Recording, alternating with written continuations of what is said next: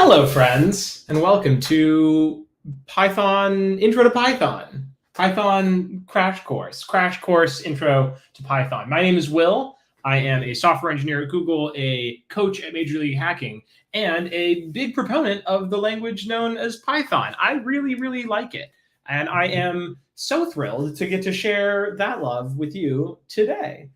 Chinwe Begbu, thank you. It's good to have you here. Drop in the chat, everyone. Let's see, the most recent beverage you've had. Oh, actually, this is such good timing because I left some tea steeping that I wanted to drink. And so I will be right back in like 30 seconds. We're still early. Hang tight and let me know the last beverage you had in the chat.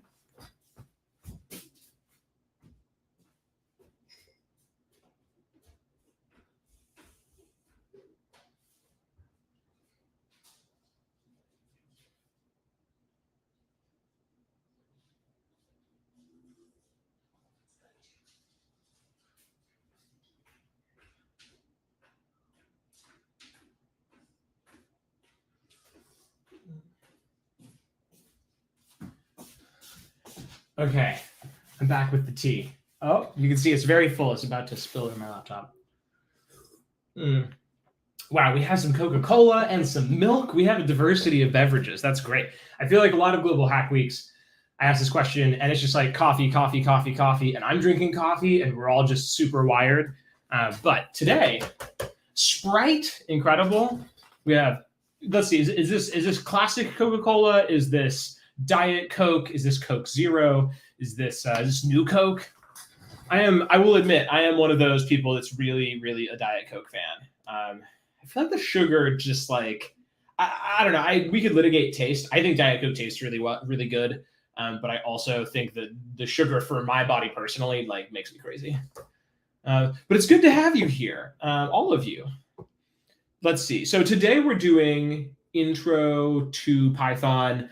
I'm actually curious, follow-up question. I would love to get a rating from everybody on how well you know Python. If you've never heard of Python, give me a 0 in the chat. If you are kind of familiar, but you don't really do much in it, give me a 1. If you regularly use Python, give me a 2. And if you consider yourself to be like a Python pro, give me a 3. This is a good question. I use Python a lot, so I'm at least a 2. I might consider myself a 3. But this will help me gauge like how fast do we move? Do we sort of explain some basic things, you know? So 0 is never heard of Python. 1 is kind of familiar but don't use it much. 2 is like I regularly use Python, and then 3 is Python Pro. Okay, cool. So we have a mixture, which is great.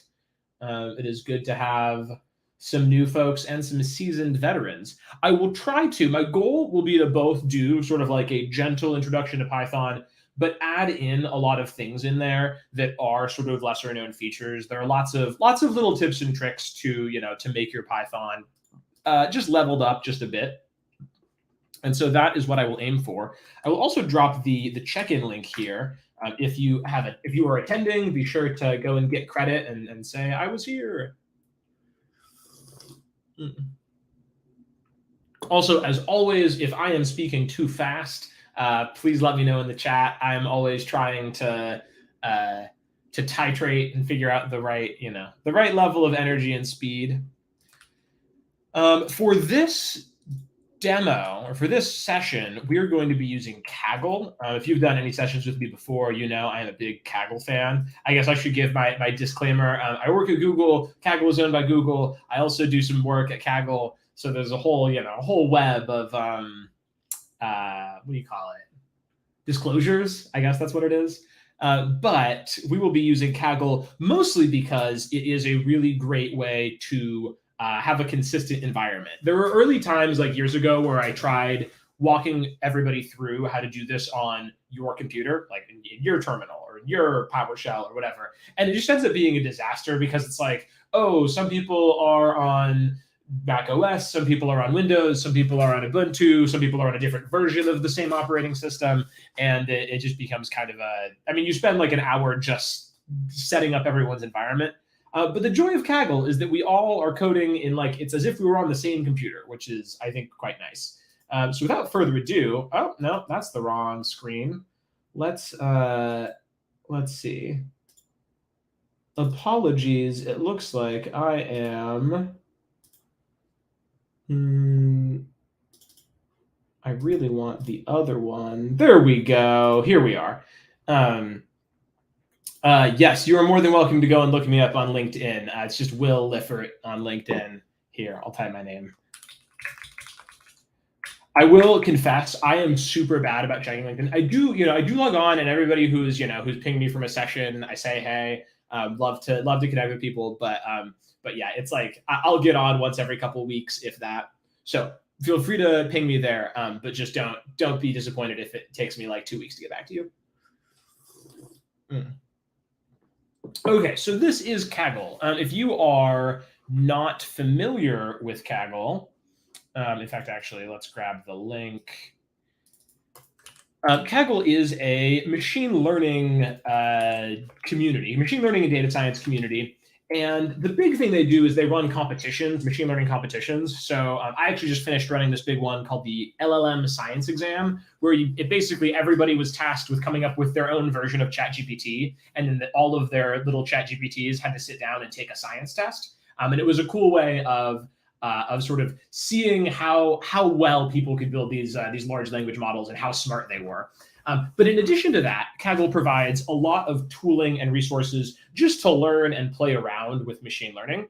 And so that's sort of where my biggest interest is. And that is really the reason that I love Python, is because it's such a great language for doing machine learning in. So here, if you navigate to that link that I just dropped in the chat, you should see a screen like this. Excuse me.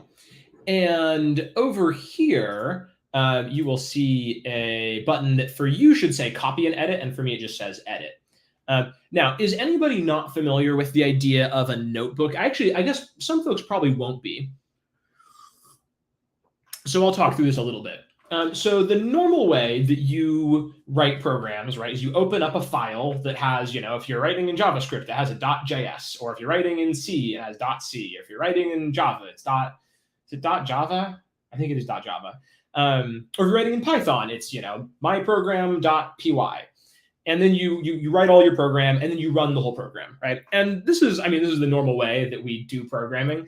But one limitation is that you have to write the whole thing, and then you have to run it all at once, right? You do all of your programming, and then you hit run. And sure, you can repeat this process, but sometimes you just want to play around with one little piece of code and keep all the rest of your code the same. And that is what notebooks are really good at. So instead of just one giant file, we have a bunch of these individual cells. And so this cell right here, I can write some Python. So this is just a print statement saying hello world. And then I can come and press this play button. Now, the first time you run a cell in a notebook, it's going to take a second to boot up. But after that, subsequent cells will be a lot faster. But the cool thing here is that I'm able to run just this code without running any other code. And if I want to update this code and change it to something else, I can do that really quickly without editing the rest of my file or without running the rest of the code in my file. So it'll just take a second.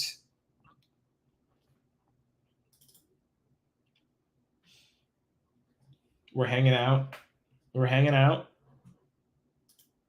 There we go. So we now have a little back-end computer, and you can actually see right here, you can see our CPU and RAM and disk consumption.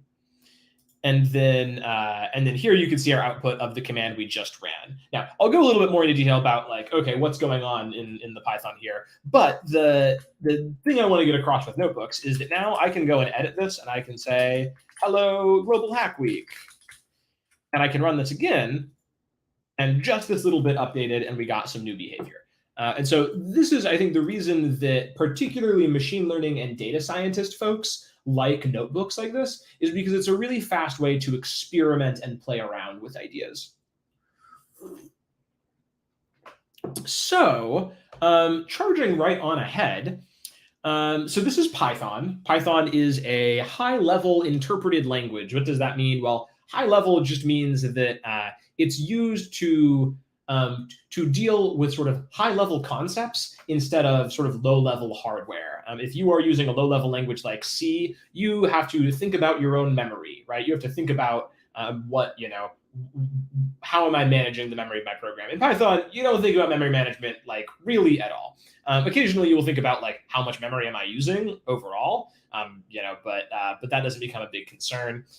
You're also able to use a lot of pre-written code. So Python has a lot of libraries that make it really fast to develop in. There are things that if I wanted to write a web server in C, it would take me months, right? I would have to write out every little piece of functionality that I need. Whereas in Python, you can write a web server in like 3 or 4 lines of code, basically. And obviously that web server doesn't do much, but you can have a web server really, really fast. And so these are the things that I love about Python. But let's start with the very basics. And I think the most basic thing you can do in Python. Also, let me know if the size here is okay. I might do it one more tick in. I think you should be able to see most of the text here. But if it looks too small, let me know and we can adjust. So the most basic thing that Python can do for us is store a little bit of data. If you are familiar with the idea of variables from other programming languages, that's what we're talking about. So in Python, we can tell Python to store some data by first labeling what we want to store it as. So this is the name of our variable. Then using an equal sign that basically says, whatever's on the right side, shove this data into the label my integer. And then on the right side, we can put the data that we want to go into our variable. So in this case, we're saying, I would like you to go and get a box, put a label on that box called my integer, and then put the number 6 inside the box. So integers, of course, you remember from algebra or, I don't know, early math, are numbers that don't have any fractional part, right? They're whole numbers like 6 or 8 or -12. But a floating point number can have a decimal point. So we can say my floating point number. We say, OK, get a different box, Python, put a label on it that says my floating point number, and put in 16.5. We can also do something for a string. So in Python, you can declare a string just by wrapping it in double quotes or single quotes. So this is not going to be interpreted as a variable name. That's just going to be interpreted as actual text that we can look at later. And our text is hello, exclamation point. So we're storing that in a box that has the label my string on it. And then finally, we can look at Booleans. These are the 4 basic types of variables in Python. A Boolean is just the fancy word for true or false. You may be familiar with it from other languages. And so here we're saying, Python, get a box, put the label my Boolean on it, and then store true in that box. So now another cool thing about notebooks is that if you ever want to put a variable at the very end of or if you ever want to see what's inside a variable, you can just put that variable at the end of your cell, and Jupyter or whatever notebook you're using will sort of render it below. So here we can just list all of our variable names separated by commas, and we get 6, 16.5, hello as a string, and then true. So hopefully none of this is rocking your world anymore. But what can we do with all of these different data types? We have integers, floating point numbers, strings, and Booleans. Let's look at some of the actual logic we can do with this stuff. So we can define 2 numbers, A and B. Let's say A is 29 and B is 5. And we can add them together. So this is saying add whatever is inside the box A and whatever's inside the box B, and then put it in the box A plus B. Cool. We can subtract them, A minus B. We can multiply them. If you're new to programming, this usage of the asterisk will be a little bit weird. We don't use X because X is just a character, but an asterisk is our way of saying multiply. We can use a / to divide. We can use 2 stars to raise something to the power of something else. So A to the power of B is written like this, or a simpler way would be to say this is A squared, just A to the power of 2. And then finally, we can do integer division. So when you say A / B, this divides, but it throws away the remainder. So if you remember from I guess this would be arithmetic, whenever you divide one number by the other, there's a chance you could have a remainder. So if I say 8 divided by 3, well, 8 can go into 3 2 times, and you get 6, but then there's 2 left over. So you could say that 8 divided by 3 is 2 with a remainder of 2. You could also express that remainder as a decimal point, but you can also just throw it away. So if we run this, A plus B is 34. That checks out. A minus B is 24. That also checks out. A times B is 145. I'm not good at multiplication, but I trust. A divided by B is 5.8. So notice that we put two integers into our division here, but then we got a floating point number out. 5.8 has this little remainder here, the 0.8. Then a to the power of b, again, I'm not good at math, or I'm not good at arithmetic, but that is 29 to the power of 5, I trust. And then finally, our integer division. This basically says divide these two numbers, but guarantee that I will get an integer on the other side. And the way that Python guarantees that is just by throwing away whatever remainder you may have had. So if you don't throw away the remainder, you get 5.8. But if you throw away the remainder, you get just 5. That's 29 divided by 5. You think the highest number less than 29 that divides evenly into 5 is 25, right? So you get 5 there. And that all makes sense. Also, particularly if you are new to Python and this feels fast for you, let me know in the chat. Otherwise, I'm going to pick up the pace just a little bit. Or if you're old to Python and you're like, yes, give me some new funky stuff. We'll still have some basics for a second here, but I'd love to get into some of the power features. So one super helpful tool is if you're not sure what the type of something is, you can just call this function type. Now, the basic format for calling a function in Python and in most languages is you type the name of the function, and then you have parentheses, and then you put whatever the function is going to run on in the middle. So type of something, type of my floating point number should give us, it's a float. This is the same thing we did earlier when we wanted to print something. So if I want to print hello, then hello goes in the middle and prints it out, right? We, of course, can use parentheses. This is, I will say, my personal preference is to use more parentheses rather than fewer parentheses, or you can break out intermediate steps into separate variables. But you can always use parentheses just to make it a little bit more clear the order that things are going to happen in. So if you took high school or middle school algebra, this should be pretty old hat to you. But you can put the parentheses in there, and this will happen first, and then the stuff outside will happen after that. And you can see that we, in fact, get separate results because the order of operations does, in fact, matter. So those are some basic some basic things you can do with numbers. But let's talk about strings. So strings are, in one way, kind of a list of characters, right? You have a bunch of characters in your text here. And the most basic thing we can do with our strings is to do what's called concatenating them. But concatenation is just sticking things back to back. So in this case, I could say hello plus the variable my name, which is also a string, plus exclamation point, and store it in greeting. And we would get hello Will. Notice I had to put a space here, because if I didn't put a space there, Python's not going to go and give us that space for free, right? We didn't ask for a space, so it's not going to give us a space. So you have to be a little bit careful about spacing in sort of natural language text. But usually, if we want to do something like this, there is a better way. If you are trying to format some stuff, then we can use format strings. So the idea between a format string is if you have your basic overall template of what you want to say, and there's just one value in the middle that is missing or undetermined or going to change, then you can just put that in curly braces, or in, curly braces right here, and then the name of the variable. So my favorite drink is, in fact, a cortado, and we can put that in the variable drink name. And then it's the fact that I started the string off with an F that makes this whole string a little bit different, and it means that Python will go and look for any variable names inside curly braces and replace them with the value there. So you can see this fun fact, my favorite coffee drink is a cortado. It's the best. That's on strings. I suppose, a few other things we can do the length of strings. So if I say length of drink name, we get 7. That is the number of characters inside the drink. We can also do what's called indexing and slicing. So you could put square brackets after the name of a string, and you can pick an index, and you would start counting at 0. So you could say drink name 0, you get the first C in cortado. But you can also grab a range of letters. So what if I wanted the first 3 letters? I could go 0 to 3, and I would get COR. So this is basically just grabbing the first 3 from the 0th up to, but not including the 3rd letter in drink name. So length and slicing, very fun. Now let's talk about Booleans. Booleans are lots of fun, and they pop up everywhere in computer science.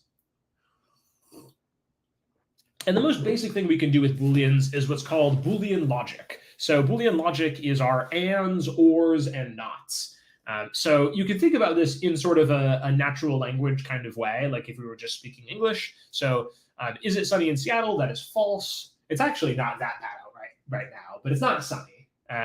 Oh yeah, I live in Seattle, if I didn't mention that. And you could also say, I want coffee equal to true, because honestly, when do I not want coffee? And then we can go and construct some statements. So for example, is it sunny in Seattle and I want coffee? Well, because one of these is false, the whole statement together is going to be false. If you have an and, it just takes one thing being false for the whole thing to be false. On the other hand, you could say, is it sunny in Seattle or I want coffee? And in this case, the answer is unequivocally true. At least one of these things is true, and that's what an or does for you. And then you can pepper in a not. So a not is just going to flip true to false and false to true. So I want coffee and not sunny in Seattle. This is true because not sunny in Seattle is true, and I want coffee is true. And so together they are both true. So we can run that, and we should see false, true, true. Incredible.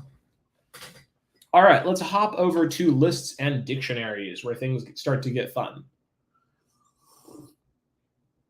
So far, we have only been able to store one of something in a single variable. But in the real world, as we're actually programming, we want to be able to handle sort of arbitrary amounts of data, right? I don't want to just say, I have 3 users on my social media platform. You want to say, I have an arbitrarily large number of users. I have any number of users I want to, right? And so how do we deal with a variable number of values? And our most basic tool is a list. So in Python, you can create a list just by our standard notation of the variable name equals, and then you'll use square brackets. And then inside your list, you can put any values separated by commas. So if we wanted to, instead of Nashville and Boston, we could say 1 and 34. But for our purposes, we'll use Nashville and Boston. So cities will now hold both values, Nashville and Boston. We can then also call append on cities in order to add new cities to our list. So we could append Seattle, and then we could append to San Francisco. And then if we take a look inside our variable cities, you'll see we have Nashville, Boston, Seattle, San Francisco. An important note here is that lists are inherently ordered. So the order that we set them up in originally is going to be the order that they stay in unless we go and mess it around and change it ourselves. So we have a way of creating a list, adding to it, and looking at the whole list. But we can also pull out individual cities. Just like strings, you can use the index. So you can do square brackets and then put a number inside the square brackets. And you can see Nashville, Seattle, and San Francisco, 0, 2, and 3. A word of warning, one of the most common errors you will come across early in your Python career is if you put a number inside those square brackets that is higher than the length of the list, you will get index error, list index out of range. So if you see this error message, that means you probably have asked for an element in the list that it does not have. Okay, so this is our first sort of like fun thing. Hey, Adam, welcome. I'm glad you are still alive after you were running with the plexiglass or acrylic or whatever it was. I think plexiglass is a kind of acrylic. It's good to see you, man. So lists are sort of basic, our most basic collection of things, but tuples are pretty similar to lists. The main distinction is that a list is what's called what's called mutable, and a tuple is called immutable. Mutable just means you can change something over time, where immutable means that once you create that thing, you can never change it. So if we just create my list and my tuple, very simple example, I can just change the second element to 7. And so now, or element number 2 to 7. So now instead of 1, 2, 3, it goes 1, 2, 7. But if I try the same thing on my tuple, an error. It says type tuple does not support item assignment. And that is because it is immutable. And if you call type on my tuple, you will see it is in fact a tuple. Now, you might ask, well, hey, what's the point of, like, it feels like I've just given myself an arbitrary limitation on tuples. Why wouldn't I just always use a list? And the answer is, in most cases, you just want to use a list. There are some rare cases where being immutable is really important, which we will talk about in a second. They usually involve dictionaries. Adam, you sent me I think I dropped a knife on my foot a couple weeks ago, and you saw that on Instagram, and you were like, oh, I also am bleeding, and I think you cut your thumb on like a sharp piece of acrylic or something. Maybe I'm making stuff up, but that is my memory. Okay, so let's jump on from lists and talk about dictionaries. So lists are great when you have just a simple sequence of data. But sometimes we want to talk about relationships in our data. So for example, I might have names of people and their height, right? So I might say, oh, Will is 5'10" and Richard is 5'9". And I want to actually keep track of those. And you could just think about, well, hey, what if I just put them in two different lists? But then one of the lists gets longer, the other one gets shorter. Suddenly your lists don't match up because, of course, they're mutable. And if you really care about just one value being connected to another, then dictionaries are a really useful tool in Python. Obviously, the easy thing to think about is an actual dictionary where you go from words to definitions. And in Python dictionaries, we call this keys and values. So the way to create a dictionary is you have your variable name and then equal sign and then a curly brace. And then inside the curly brace, you have pairs of a key and then a colon and then a value, and you separate those by commas. So in here, Nashville is the key, and 692,587 is the value, and Boston is a key, and 684,379 is also a value. And we can look inside of city populations, and we have Nashville and Boston. Now, the cool thing is that we can index our dictionary by the keys that we created. So instead of using zeros and ones and twos and threes, we can just say, hey, what did I store in the dictionary under the key at Nashville? And we can, of course, get the population of Nashville.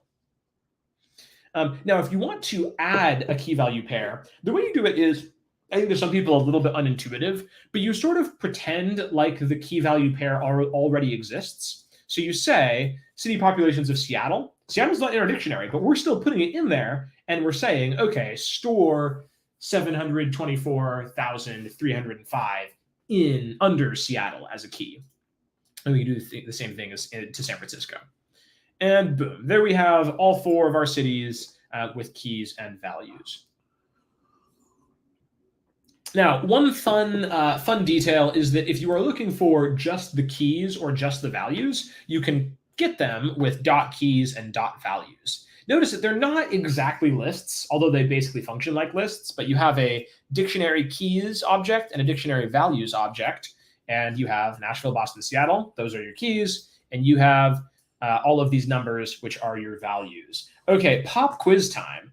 Is a dictionary ordered or unordered? We talked about how lists are ordered, right? The order you put things in is the order it's always going to stay. Are dictionaries ordered or unordered? Drop your guesses in the chat. I will drop. Ordered or unordered? Ooh, yes. Adam has asked for the flower crown. He shall receive the flower crown. Boom. It's officially Global Hack Week. Okay, so I will confess. First of all, thank you for participating. I love the engagement. Y'all are the best. I will confess, this is kind of a trick question. Now, for general purposes, you really should think of a dictionary as being unordered. If you are depending on a dictionary being ordered, then you're probably doing something wrong. But this is something that dictionaries used to be unordered until I think it's Python 3.7. And technically, dictionaries now are ordered. If you add things to a dictionary, they will get added sequentially. And if you for example, look here, we added Nashville, Boston, and then we added Seattle and San Francisco, and it does actually preserve that order. So this is totally a trick question, and I'm mostly just trying to get into the nerdier side of Python here. But but yeah, for general purposes, you really should think of dictionaries as being unordered. But if you ever want to pull a gotcha on someone, you can ask them that question and be like, technically, since 3.7, it has been ordered as an implementation detail, even though you maybe shouldn't depend on that. Okay, let's do some other things. Let's look at. Well, I guess we'll look at loops in a second, won't we? Okay. So this was this last time we did a very nerdy deep dive about the insides of how dictionaries work. If anybody's particularly interested in the deep dive into how dictionaries work, I am happy to go through this section. Otherwise, I might jump to ifs and loops because there's a lot of stuff to talk about there. And we can always come back to the nerdy deep dive on how dictionaries work, or like how they work under the hood. Cool. So let's look at ifs and loops. So far, all of the code we have written would just, if you wrote it in a program, it would just always run one line after the other. I appreciate that you found my trick question intriguing.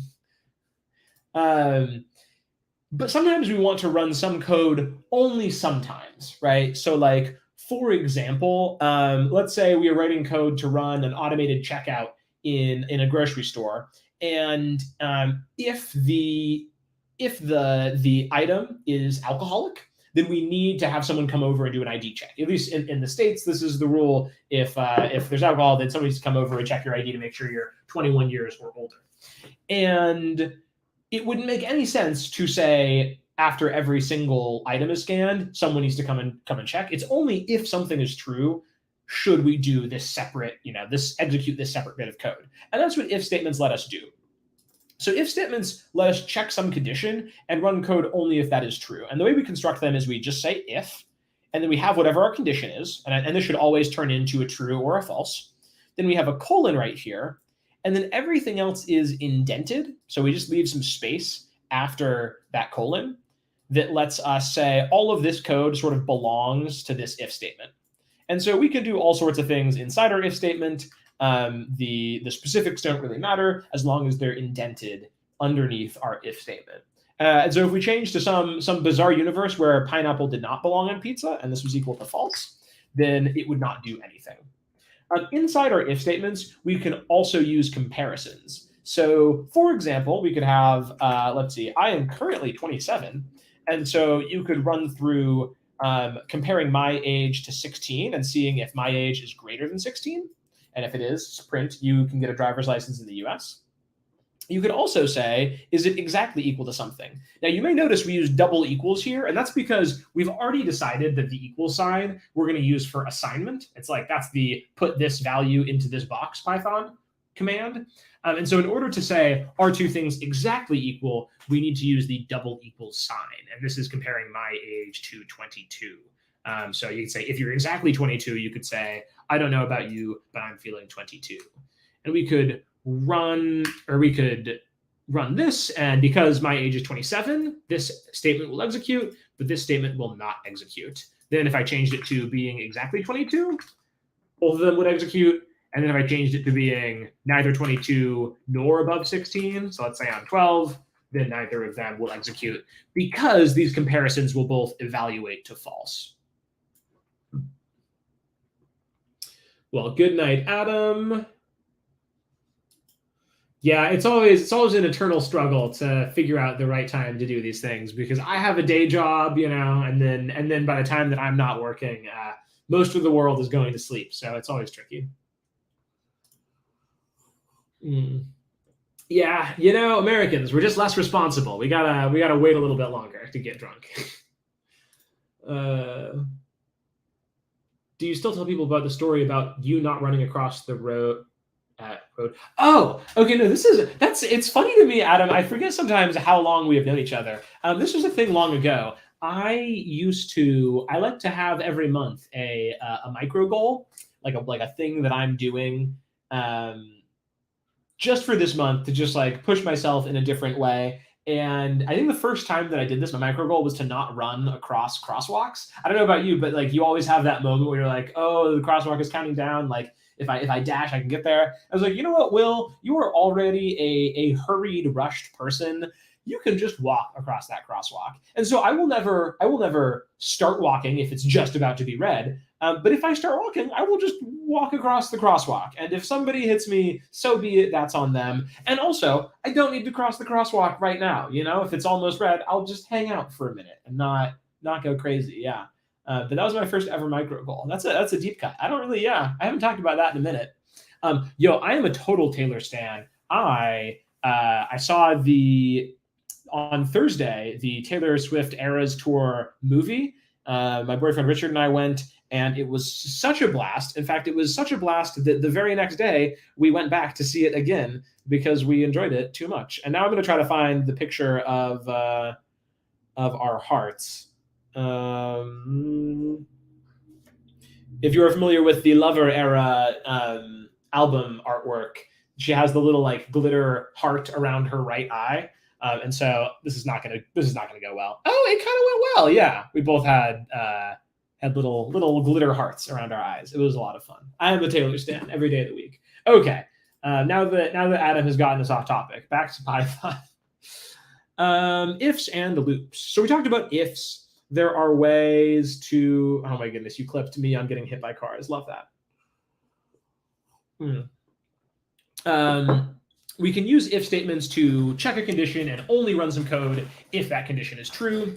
And then the other powerful thing that we're going to talk about right now is loops. Now, loops are a way to do something again and again. This is sort of one of the most basic tools that computers give us the ability to do, is to define a little process and say, just do this 100 times or 1,000 times or 1,000,000 times. There are things like we've used computers to calculate a lot of prime numbers, and that's because we can just say, hey, from 1 all the way through 1 billion, like check every number, or a quadrillion, or now we're up to like really really high numbers. And the computers don't get bored; they'll just keep doing the thing. And the way we accomplish this is with loops. So I'm gonna get rid of the previous hacker names I used, but let's see. Yeah, we can add Adam in there.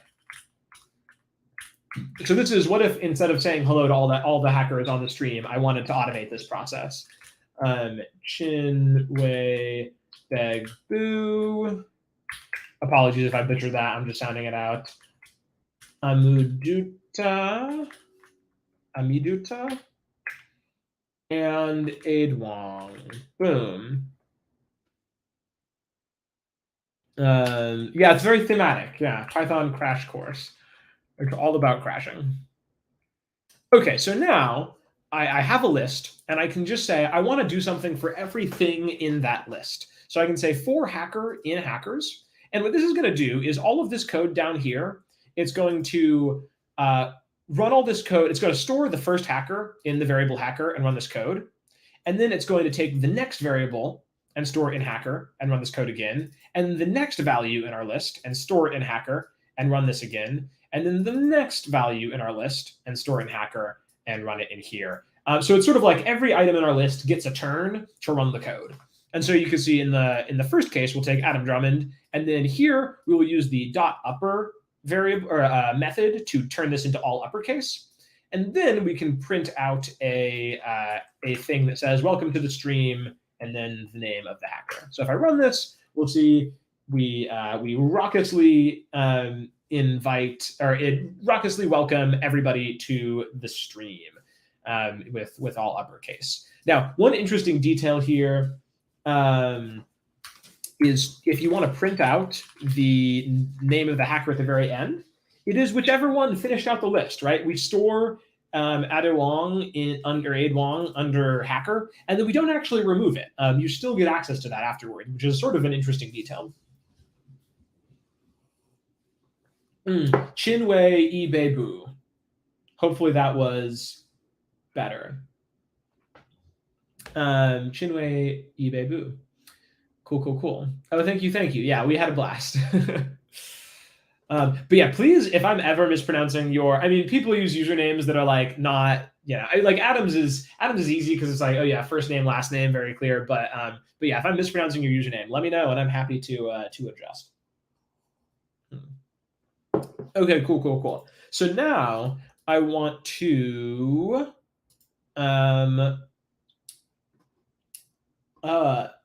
Vicente Oscar Mier Vela. There you go. Oh, and you're just and you cram them all into your username. I like it. I like it. I would say Voska Voskarmv, V Oscar MV, Voskarmv. Right on. V Oscar MV. Okay, so we're getting into some fun stuff. So one tool that I really actually use quite a bit in Python is the ability to zip multiple lists up. So let's say we have our list of hackers, and then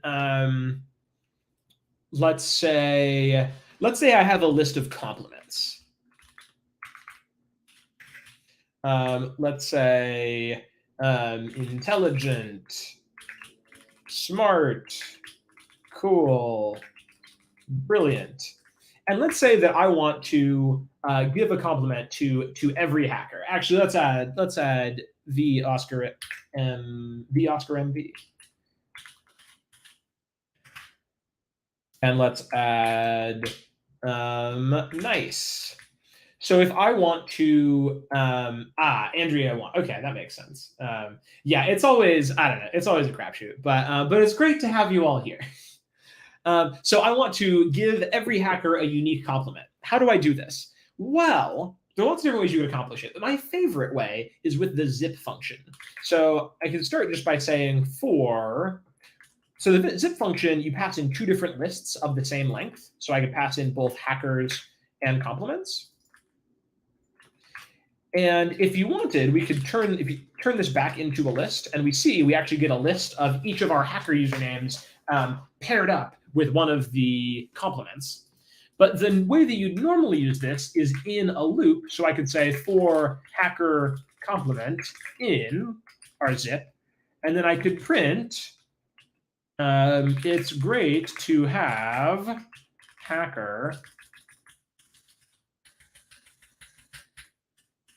attending the stream. They are super compliment. And if we run this, we get some very nice compliments. We could say, it's great to have Adam Drummond attending the stream. They're super intelligent. It's great to have, I'm going to remember it, Chinwe Ibebu, they attending the stream. They are super smart. It's great to have Duta attending the stream. They are super cool. It's great to have Andrea Wong attending the stream. They are super brilliant. It's great to have V Oscar MV attending the stream. They are super nice. And that is a usage of this zip function that is super, super convenient. When it's the thing that you need, it's just super nice to pull that out of your back pocket.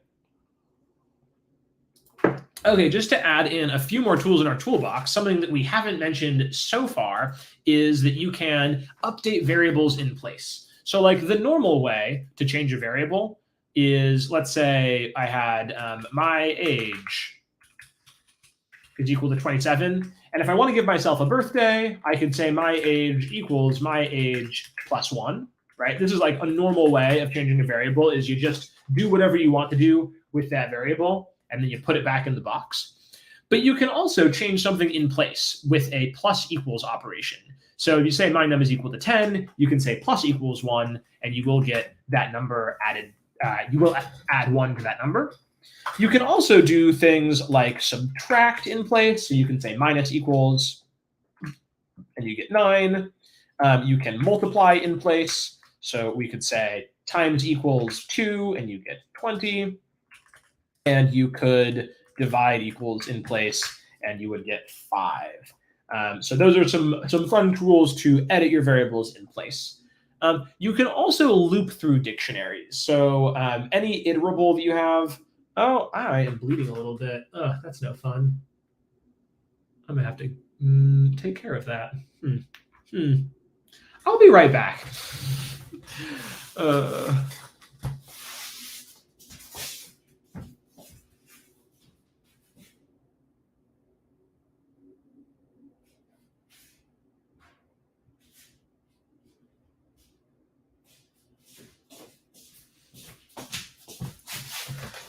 I don't know if anybody else has chronic issues picking at themselves, but I'm just a terrible picker. If I have like a little, like a little pimple or something, I will just keep scratching at it. It's really it's a terrible habit. Would not recommend. But if you have that problem, I stand with you in solidarity. Let's see, what were we on? Oh yes, dictionaries. So dictionaries we can loop through as well. So here is a dictionary of ages. Will is 27, Richard's 24, Benjamin Franklin is 318. Is that still true? Let's see, how old is Benjamin Franklin? Benjamin Netanyahu is 70 years old. Okay, I don't know when he died. 1790, 2023 minus 1790. 223. Oh wait, no, I don't want when he. I want when he was born. Okay, when was Benjamin Franklin born? 1706. Okay.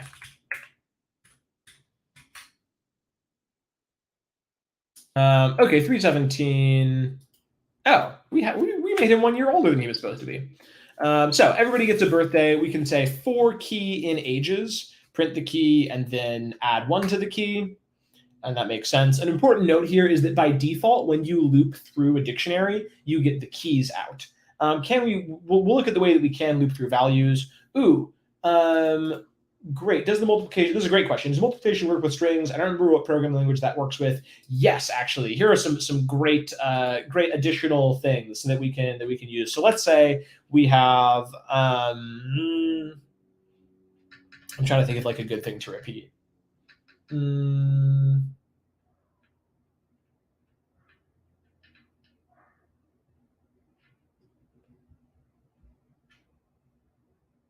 Okay. I was trying to think of like Taylor Swift lyrics that repeat. Shake it off. So we have shake it off. If we want to, we can multiply shake it off by 10, and we get shake it off, shake it off, shake it off. But you probably would want to add a space in there. And there you go. Shake it off, shake it off, shake it off, shake it off. So you can multiply a string by a number and just get that string repeated. So, and this actually kind of makes sense because what is multiplication? Well, it's adding something to itself several times. And if you tried to add a string to itself several times, you would just get that string repeated again and again and again. So this sort of the relationship between multiplication and addition kind of makes sense. We can also multiply lists. So a lot of times I will want a list with like a list of 17 values that are all the same. So like sometimes you want to have a list of just false. And what if I wanted a list that just had false 20 times in a row? Well, I could say string of false times 20. And in fact, you get a list with 20 falses in it, which is in many cases, again, this is not useful for every problem. But if you have a case where you're like, oh, I just need a list that has the same value 20 times, this is a super useful way to do it. Okay, cool. So we looked at looping through the keys in a dictionary. That's what happens by default.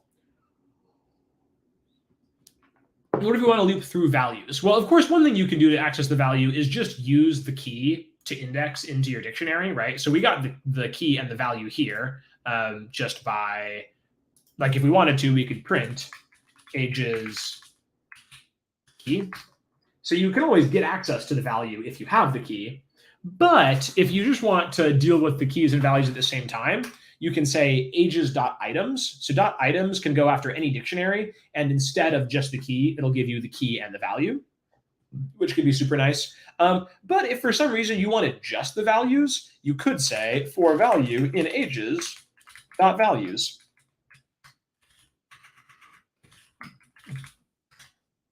And that would give you all the values. That's one that I think ends up being useful less often. In a lot of cases, .items is like what you want. Rarely is .values like the thing that you actually want access to. Cool. Okay, let's talk about, I guess I should check in. Do we have any questions? So far, the questions have been great. Love the nerdy, like, can you multiply strings? That's a great one. Am I a Taylor stan? Also a great question. But any other questions about what we've covered so far? Otherwise, we can jump into functions. And I think I'm going to get really, really wacky with functions.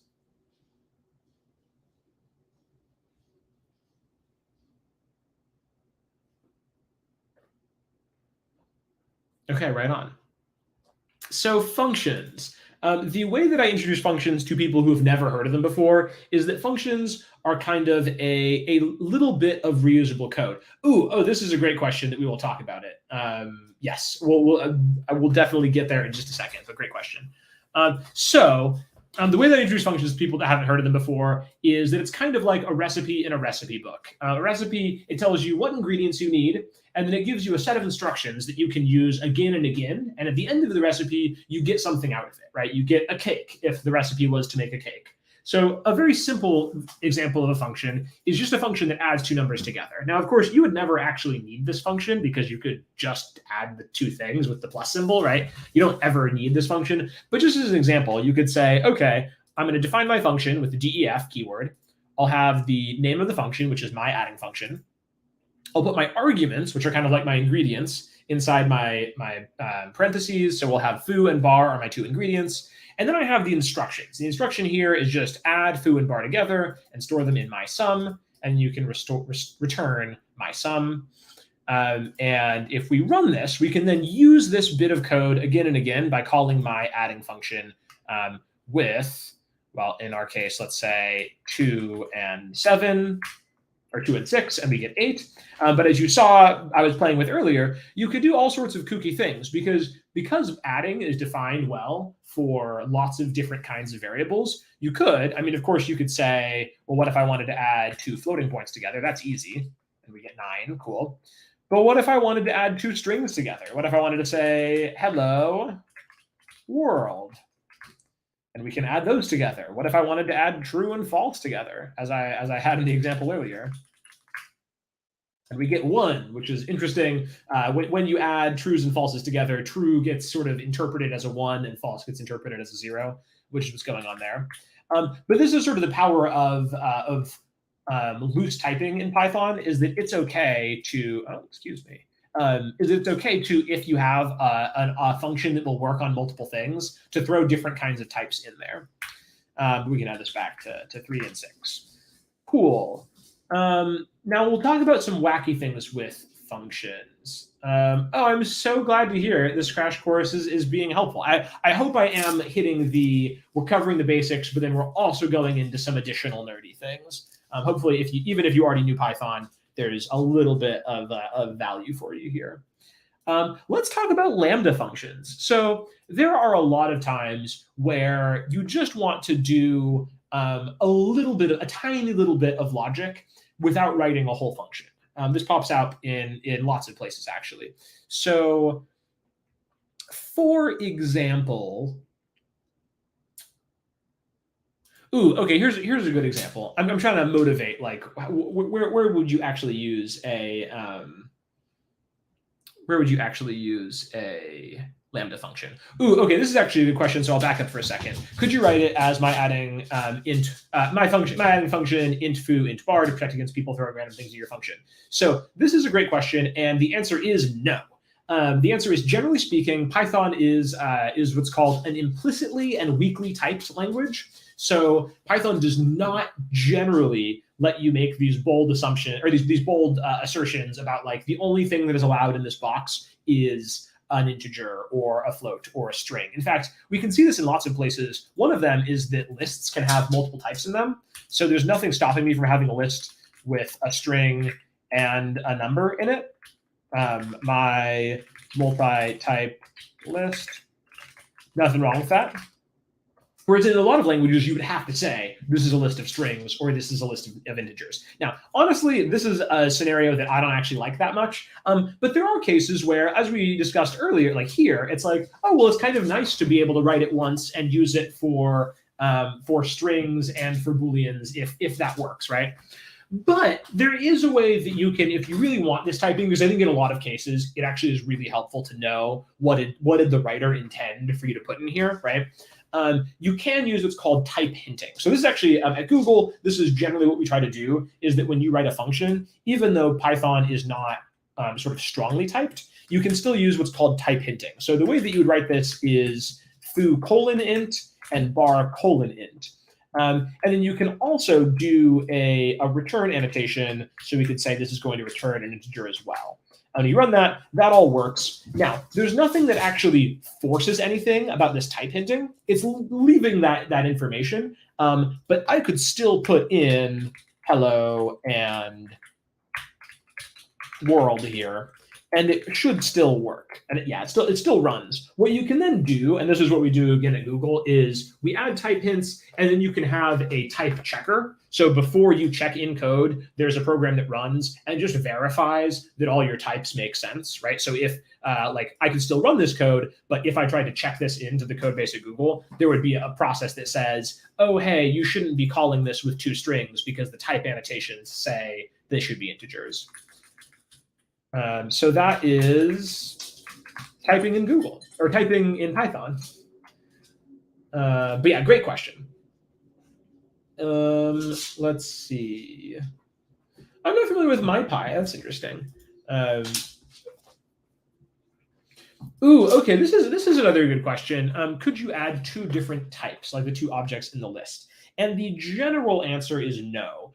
So the plus sign in Python basically expects 2 things of the same type to be on both sides. So for example, we can just look at this without the function.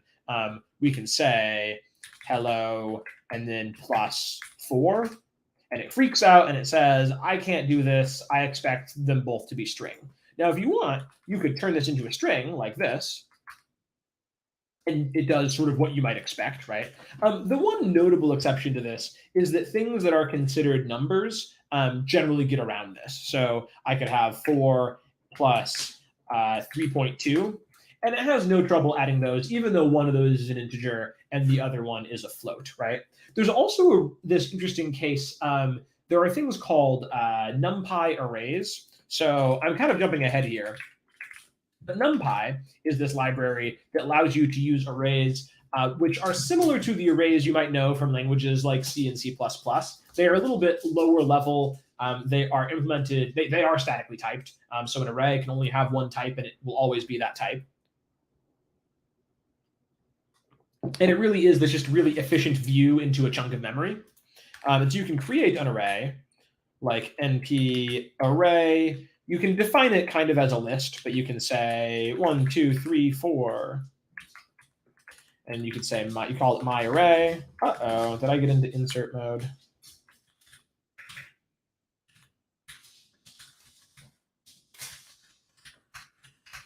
You print that out. OK, we have an array. But a neat thing that you are allowed to do with arrays is that you can do what's called broadcasting. So, so one simple thing is you can add 2 arrays together. And in this case, it goes through and it adds each individual element. So we're adding 1 and 1, 2 and 2, 3 and 3, and 4 and 4. But you can also broadcast a single number across an array. So I could, instead of adding my array to itself, I could add 2 to my array. And so then I just get every single individual item gets added by 2. So this comes down to when you implement an object yourself, you can actually define your own custom addition function, and that will actually control what the addition symbol does when your object is on one side of it. But generally speaking, you're only going to be allowed to add things that are the same type.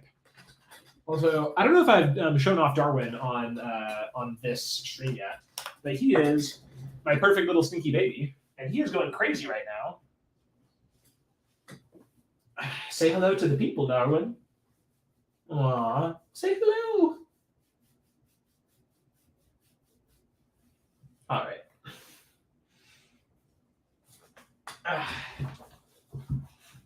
I think you just wanted a little bit of attention. Can't see the code. If you cannot see the code right now, let me know if there's something weird with the stream. I'm going to assume this was to Darwin. Darwin says, hey, back. Okay, cool. Oh, and I'm glad that you popped back from the LLM stream. It's great to have you again. But yes, he was making some noise earlier. Now he's hanging out a little bit, which is good. Okay, glad to hear it's okay now. So yeah, there are some funky rules where sometimes if someone has specifically programmed their object to be able to be added to other things, that it can work. But as a general rule, you should only add things that are of the same type. Okay, so let's see. V Oscar MV asked about Lambda functions, and Lambda functions are great. So sometimes you have a big adult function that you're going to give a name to, and you're going to define all of its parameters, and you're going to have a return function. But sometimes you just want to do just a tiny bit of logic, right? And let's look at this through the lens of sorting. So I have a giant list. And let's say we have a lot of numbers in here. And let's say that what I want to do is I want to sort these numbers with a twist. So the first thing that we could do is if I want to sort some numbers, I can use the sorted function. I can pass in my list. And there we go. We have our list sorted, right? Really, the only thing that happens is 34 gets kicked to the end, right? And that's okay. That's normal sorting. But what if I wanted to sort this list where I wanted even numbers to come first and odd numbers to be at the end? Is this what I want to do? Let's say I wanted to have odd numbers come first and even numbers at the end. So I want odd numbers and then even numbers. Well, luckily, sorted has this ability to pass in a key. And the key can be a function where you pass in your number and it will spit out like how your sorting function should think about it. And so we could define a function where we say def, we'll call it odd numbers come first. And so we'll accept a number, and all we need to return is a number that is higher if the number is even, right? So we'll sort low to high. And so we could say n modulo 2. And in fact, we could just return this. We could say return n modulo 2. And this will return if the number is even, we'll get a 0. And if the number is odd, we'll get a 1, right? And what we can do with this function is we can pass this in as the key. And if everything goes right, then this should run and it should sort, and we should get even numbers first and then odd numbers last. And you can see, in fact, that happens. We get our even numbers 2, 34, and 8 first, and then we get our odd numbers 1, 5, and 7 last. So this is functionally sorting by evenness and oddness. Does anyone know the word for like the category of whether you are even or odd? I guess it's just divisibility by 2. I don't know. But this is rather lengthy, right? We're expressing a pretty simple idea, and this is just like a lot of code to write. And so this is where lambda functions come in. When you just want to express just a tiny bit of logic that doesn't really need to be a whole function, you can use what's called a lambda function. And so I'll just copy this all over so I can show with a lambda function. And we can pass in key equals lambda, and then we'll put our parameter and then a colon, and then what our function is going to evaluate to. So we can just include just our little snippet of logic in our lambda function here, and then return this as our key. Parity, that is, oh, I'm so glad that you said that, because like there is a word for if you're even or odd. Parity, what a great word. Thank you so much.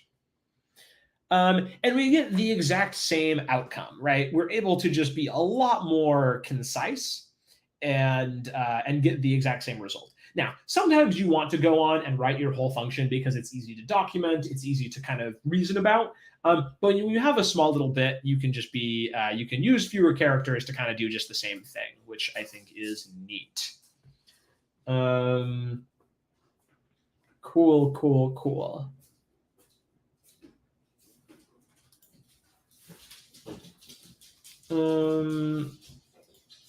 Oh, hello. I am using Kaggle right now, and I will share the link.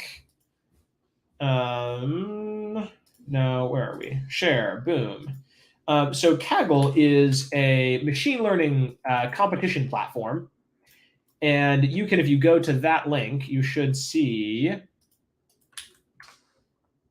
something that looks like this, and you should be able to press copy and edit right here, and then you should be able to follow along with everything that I'm doing. You might have to scroll down a little bit, but yeah, a notebook, it's called a Kaggle notebook, and it just gives you these little cells where you can write some code and then press the play button to run them, which is lots of fun. But welcome to the stream. It's good to have you. Cool. That's Lambda functions. I think Lambda functions are dope. Let's talk about recursion. We really are getting to sort of like, this is really intermediate Python at this point. We're talking about Lambda functions and typing and recursion. So before we actually talk about our recursive function, let's talk about the Fibonacci sequence. So is everybody familiar with the Fibonacci sequence? Fibonacci was an Italian mathematician. Oh no. Google, what are you doing? What are you doing, Google? Oh no. Okay, I don't like this Chrome update. Okay, so there are lots of examples of like Fibonacci sequences appearing in nature, which is neat. The how you go from the Fibonacci sequence to these patterns is like, it's a little bit of a chore. But the Fibonacci sequence itself is 1, 1, 2, 3, 5, 8. There we go. And okay, you can kind of see it. This is actually a good example. So you start with 1, and you draw a length of line 2, and you draw a length of line 3, and then line 5, and then line 8, and then line 13, and then line 21. And what you're doing here is you are just adding the previous two numbers together. So 1 plus 1 equals 2, 1 plus 2 equals 3, 2 plus 3 equals 5, 3 plus 5 equals 8, so on and so forth. And this pattern shows up, as we mentioned, in a lot of natural systems, which is kind of cool. But so you could have the Fibonacci sequence here. So here's a Fibonacci sequence. And then you could imagine if this was a list, you could have the indices of that list. So the 0th Fibonacci number is 1, and the 1 index Fibonacci number is also 1. The 2 index Fibonacci number is 2. The 3 Fibonacci index number is 3. The 4th is 5. The 5th is 8. The 6th is 13. And then it starts, getting really big from there. But so we could think about, well, what if I just wanted to ask you, what is the 21st Fibonacci number? And I, off the top of my head, don't know it. But the thing that I could tell you is, if you want to know what the 21st Fibonacci number is all you got to do is add together the 19th and the 20th Fibonacci number, right? And whenever you have this process where you're like, well, I don't know the answer, but I could tell you if you knew the previous two answers, you can get it easily. This is a really good case to use recursion. Or there's an example, it's a good indication that you could use recursion to solve this kind of problem. And recursion fundamentally is just when you call a function from inside itself. Good to see you, V Oscar MV. Thank you for taking the stream. Great questions, man. Take care. So a recursive function is just one that calls itself inside of itself. So we can define this here. Define Fibonacci of n. So this is, if you want the nth Fibonacci number, this is what you do. And you always, when writing a recursive function, you have to define a base case. And a base case is a case where you don't recurse. So if you keep recursing, if you could trivially write one, a recursive function that would cause all kinds of mayhem. You could say, define my recursive nightmare, and let's say you pass in x, and it prints out x, and then calls my recursive nightmare on x plus 1. Now, if you think about what happens here, let's say I call this with my recursive nightmare of 0. Okay, so what's going to happen is first it prints out 0, and then it calls it itself with 0 plus 1. So then it prints out 1, and then it calls itself with 1 plus 1, and then it prints out 2, and then it calls itself with 2 plus 1, and then it prints out 3, and then it calls itself with 3 plus 1.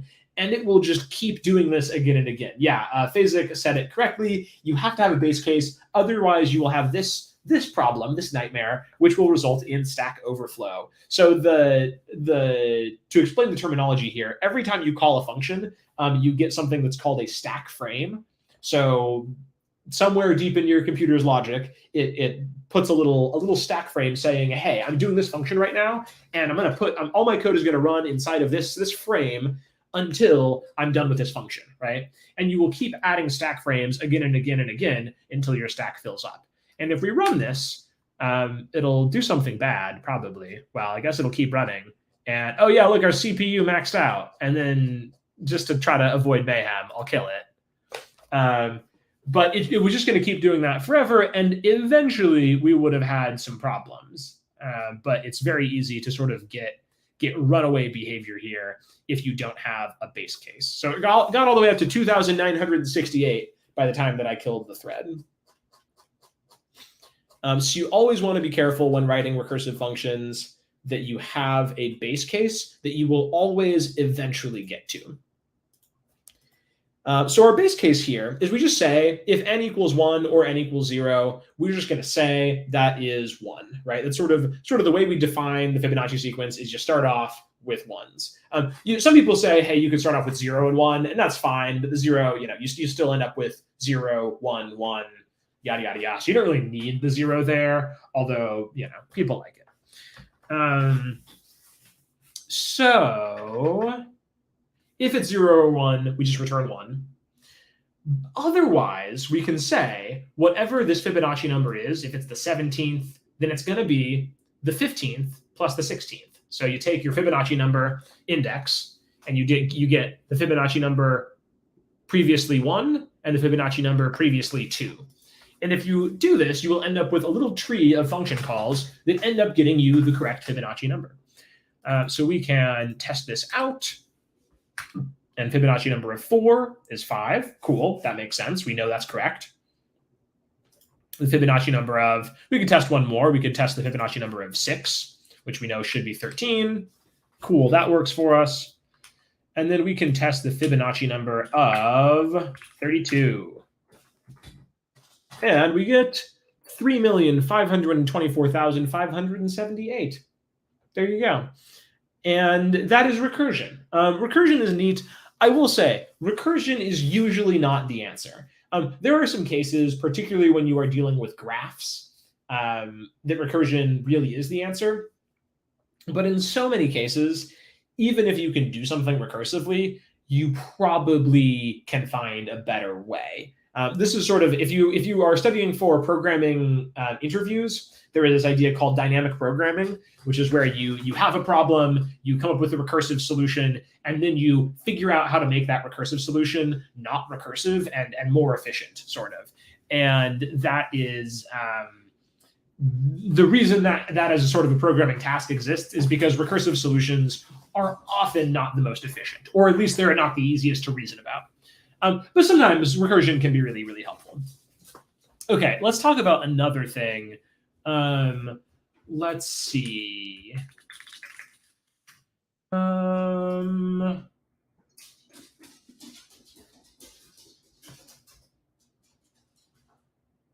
Ooh, okay. Let's talk about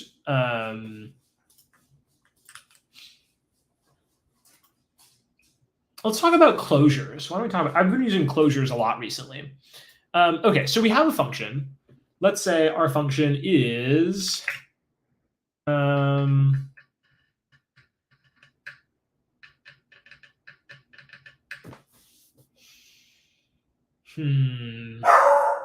oh, Darwin's upset.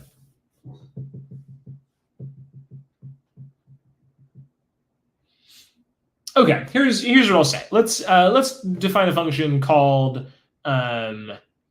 is it the season you were born in? Or is it your birth season?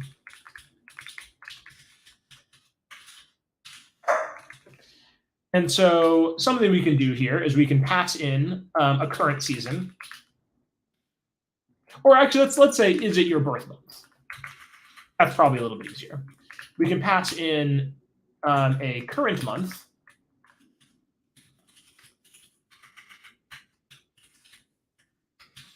And we can say print, we'll say if, let's say birth month equals May, my birthday is in May. And we can say if birth month equals current month. Then print, yes, it is my birth month. Else, we can print, no, my birth month is birth month. I'll make that a format string. So we can run this function, and let's say if the current month is October,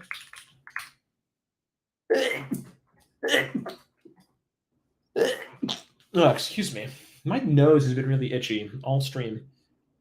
Did I misspell birth month? Oh yeah, birth month. Birth month.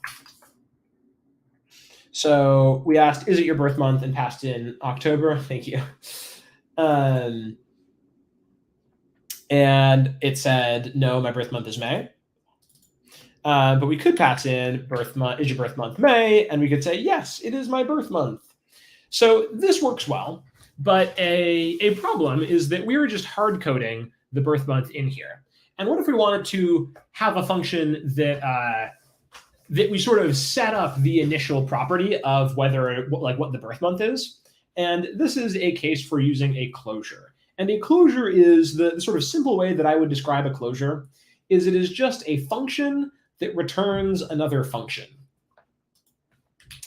So we're going to indent all of this. Oh, and we'll define another function called generate birth month checker. And this is going to accept birth month. And then inside this function, we are going to define, is it your birth month? And instead of hard coding birth month here, we're just going to use the birth month passed in here. And again, I misspelled birth, T. And then at the very end, we can return, is it your birth month? So this function is going to accept the birth month and then return to us a function that will check the birth month for someone. And if this starts to feel a little bit heady, closures can get very mind-bendy. We're really going to intermediate Python here. So I can say generate birth month checker, and I can say birth month equals, we'll still create our May, and so we can call this May baby. Remember, May baby here is actually a function, right? And then I can do this again and pass in, let's say, October, and I'll call this October baby. So now I have, with my generate birth month checker, created two functions that will behave differently because they have different birth months plugged into them. So now let me call May baby. Or rather, let's say for month in, let's create a list of May, June, July, August, October, September, October. And then we can call May baby on month, and then we can call October baby on the month as well. And then let's print out a new line here. And maybe we even print out the month. Checking.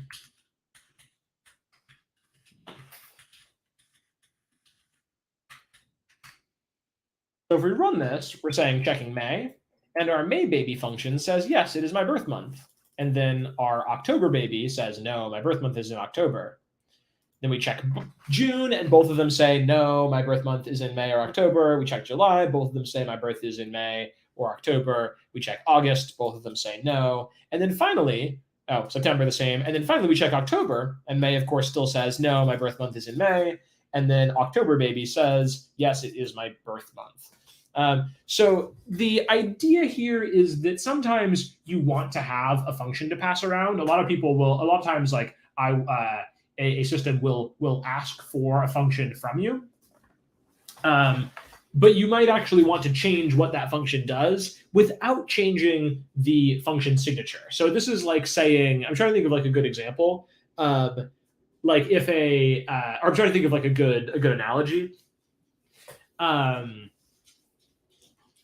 If a function is a recipe, then if inside your recipe there is like a little secret ingredient that you put in, but that's like stored in the recipe book, then like this would be like a closure here.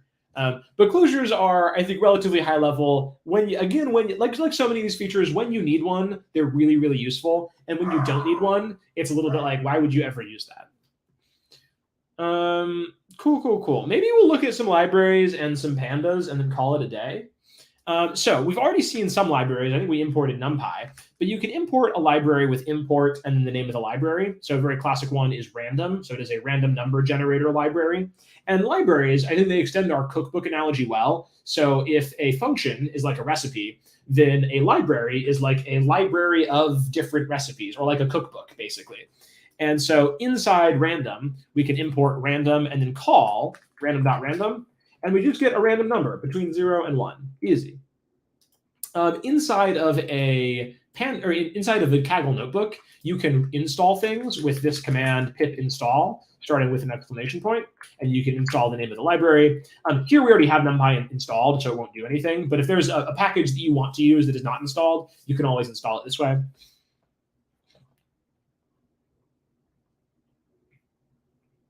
If you ever want to see all the stuff that you can use inside of a library, you can use this dir command. So that is, I think it stands for directory, but it gets all of the top level things inside of your library. Now this can sometimes be a little bit overwhelming, and so I often recommend just go and look at the documentation. If you search for Python random library, boom, you get some more human readable documentation than just a list of things inside of your library. Another super useful library is called matplotlib. So this is sort of like the granddaddy graphing library inside Python. So you can say import matplotlib.pyplot. When you say as PLT, it's called an alias, and it basically is just telling Python that whenever I say PLT, I want you to know that I'm talking about matplotlib.pyplot. And so you can generate x and x squared, and then you can just plot x and x squared. And you can get a graph of x versus x squared, or y equals x squared, I guess is the more mathematical way of putting it. That didn't work, so I'm going to delete that. And sure, let's talk about pandas. So if you were here at Open Source LLMs on Tuesday, you will have gotten a little bit of an exposure to pandas. But pandas is basically a way of using Excel spreadsheets inside of Python. So or a Google Sheet inside of Python. So if you have a CSV file, which is something you can export from Google Sheets or from Excel, you can import that into Python with pandas. So we import pandas with import pandas as PD. So now our alias is PD. And the way that we're going to sort of fake this is, instead of an actual spreadsheet, you can use a dictionary of columns. So these are all of our columns: state, abbreviation, population, and number of Starbucks. And these lists are all of the values in our column. So if I run this, we'll have sort of hard-coded all this data, but then it will come out in a nice little spreadsheet-looking format. So you can see we have all these rows, and each of our keys in our dictionary end up being one of our columns. One helpful function is df.head that shows you just the first few couple rows if you just want to get a sense of what your data frame looks like. You can, of course, just look at the whole data frame, which is a little bit expanded. You can also pull out individual columns with square brackets. So you can say, just give me the number of Starbucks in each state.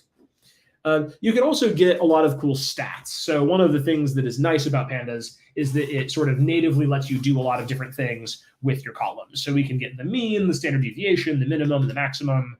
And you can see 760, 824, 8, and 2,821. you can get a list of columns. So all of our column names are stored in df.column. So you have state, abbreviation, population, and number of Starbucks. And if you just wanted to get one column, so you said, oh, I want the third column in my list of columns, you could just index it like a list. Each individual column kind of is like a list. It's technically a pandas series is the kind of object, but you can loop through it as if it were a list. So we can loop here through all of our states and print out California is a state in the US, Texas is a state in the US, et cetera, et cetera. Or if you wanted to, you could use them in a graph. So we can plt.scatter, and that will, instead of doing a line plot, it'll do a scatter plot of our population and number of Starbucks. So I believe up here, this is California, really high population and really high number of Starbucks. And then I believe down here is Vermont with not that many people and not that many Starbucks. You can see it's a pretty linear graph, and then you get California and it really throws things off, huh? Let's see. Yeah, we could finish it out. So another thing that you can do is you can do comparison checks on a series, and you will get a series of true and false values. So here, if we compare our population to this number, I think that's 2 million. No, 2 billion. Is that it's 20 million. So we are filtering to states that just have more than 20 million people in it. And you can see the first 3 are true, which if we scroll back up, I think that's California, Texas, and Florida. That makes sense. All of these states have more than 20 million people in them. And then afterwards, it's false for all the rest of the states. Now that we have this list of true and falses, we can actually use this to filter our data frame. So inside of our square brackets, instead of putting the name of a column, we can put that whole comparison. And so now we only get the states that have more than 20 million people in them. We also have the ability to create new columns. So you can do, earlier as we were talking about NumPy, how you can broadcast things, you can also broadcast series in pandas. So you can say, hey, for every row in population, divide it by the same row in number of Starbucks. And so now we can calculate something called the people per Starbucks number. So this is, if you made everybody go to their local Starbucks, how many people would be inside each Starbucks? So in California, you'd have 14,000 people inside each and every Starbucks. But in Texas, you'd have 28,000 people inside every Starbucks. It'd get very crowded. And then I guess with the high record, Vermont, you'd have 81,000 people. If you forced everybody in Vermont to go to a Starbucks and you evenly distributed them, every Starbucks would have 81,000 people in them. Thank goodness we are not forcing people to go to a Starbucks. Let's see. We could then, now that we've created this new column, we could filter that column based on the people per Starbucks. So what if we only want to see states that have a lot of Starbucks per person? So we could say, if your people per Starbucks is less than 30,000, we'll filter you into this list. And this is sort of a cautionary tale. This will cause a warning. But if we say, after we've created that filtered view of our data frame, if we tried to add a column that says caffeinated and call it highly, create a column called caffeinated and store highly in that column, we'll get this issue that says you're trying to set a value on a copy of a slice from a data frame. Now, this comes down to the fact that Pandas tries to be really efficient. And one of the ways that it attempts to be efficient is by not copying things when it doesn't have to. So in a lot of cases in Python, we assign one value to another one, and we kind of expect Python to sort of kind of make a copy of that value. But with a data frame, because that data frame can be really, really big sometimes, Pandas specifically says, don't copy any of the data. I'll just give you sort of a pointer to where the data is, and we can all be using still the same underlying data frame. But when you try to edit that by creating a new column and setting a value on it, that's when Pandas freaks out. And it's like, wait, you don't actually own this data frame. You just have kind of a view into a filter of it. And so if you edit this, it's going to mess things up for other people or for other views of this data frame. And if we run this, we can say we still do get this. It still does actually add it to our column, but Pandas is not pleased with it, right? And so usually if you make a filtered copy of something, you just want to explicitly say, hey, I want to make a copy of this. And so if you just put .copy after you have filtered your data frame, then you will not get that kind of issue. Alrighty, I think that is this bit. Actually, I could just delete this. This is not part of a competition, so this is irrelevant. Oh, we do have favorite things. We could do our round of favorite things. We already did exponents. List comprehensions are fun. Yeah, let's talk about list comprehensions, and then I'll do list comprehensions, and then we'll call it a night. So list comprehensions. So we have lists, right? And sometimes we want to loop through our lists and do something to them. So let's say I wanted to generate a list of all of the numbers in my list squared. Well, the old sort of normal way of doing this is I create the new list that I want to use. And then I can create a loop around my original list and say for number in my list of numbers. And then I can append to my new list the number squared, right? But this takes like 4 whole lines, well, 3.5. But you can do it in a single line. So a list comprehension looks like this. You start with 2 square brackets, and you basically unpack your list logic into that single line. So you say for number in numbers is what you end with, and then you start with what that actually new value is going to be. So in this case, we say number squared, and that becomes our new list, numbers squared but cooler. And if we look inside, we get all of our numbers but squared. Y'all, my nose has been so itchy today. I don't know what's going on. All right, I think we're going to leave it there. I will pause for a second and see if we have any questions. Also, if you were at the open source LLM stream and you had any additional questions that didn't get answered there, I am happy to talk about large language models or transformers or machine learning research or any of that stuff. Call it a night and wish you all a very happy rest of your Global Hack Week. Maybe I will, as I'm waiting to see if there are any final questions, drop the check-in link and the link to the Kaggle notebook one more time. Boom, there is the check-in link. And boom, there is the Global Hack Week Python crash course. Oh, also last time, someone I don't know if they're tuning this time, but they wanted the outro on Kalimba as well. Andrea Wong is good, and hey, that's what I was waiting for. So I will grab the Kalimba and I will play you out. Oh, School Crusher for life! There you are, outro on Kalimba.